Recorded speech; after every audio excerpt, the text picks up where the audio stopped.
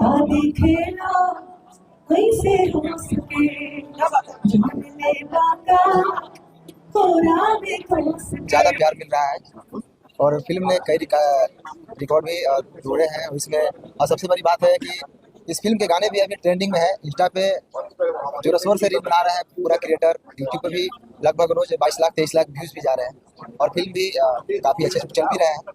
एक ना एक दिन कोई ना कोई सिनेमा हाउसफुल हो ही जाता है और ऐसी स्थिति थी भोजपुरी की। थोड़ा मैं ये कहना चाहता हूँ कि आप लोग भोजपुरी कम से कम सुनिए। आप लोग भोजपुरी को सपोर्ट करिए। अभी भोजपुरी अच्छे बनने लगे हैं और भोजपुरी के अच्छे गाने भी अभी बार हैं।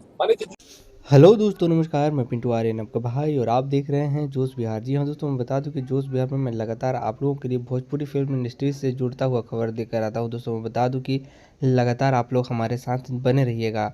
दोस्तों मैं बताना चाहूँगा कि भोजपुरी फिल्म इंडस्ट्रीज में एक ऐसा फिल्म बनने जा रहा है। फिर से मनी मिराज ने एक ऐलान कर दिया है कि आगे हाउसफुल फिल्म बनाएंगे और हाउसफुल में ऐसा ऐसा रोमांटिक फिल्म से लेकर के कॉमेडी डायलॉग होगा जिससे लोग आकर्षित होंगे। दोस्तों मैं बता दूं कि मनी मिराज ने जिस तरह का फिल्म बनाया है उस तरह का भोजपुरी का रिकॉर्ड तोड़ दिया है। दोस्तों मैं बता दूं कि भोजपुरी में अभी तक ऐसा रिकॉर्ड तोड़ फिल्म कभी नहीं आया है जिस तरह से मनी मिराज ने इस फिल्म को बनाया है। दोस्तों मैं बताना चाहूँगा कि जिस तरह से कल्पना और चांद जी ने जिस तरह से गाने को दर्शाया है, जिस तरह से गाने ट्रेंडिंग में चल रहे हैं अभी तक, उतना ट्रेंडिंग अभी किसी भी स्टार का गाना नहीं चला है। दोस्तों मैं बता दूं कि पैसा दे करके ट्रेंड में आ जाने से कोई स्टार नहीं बन जाता है।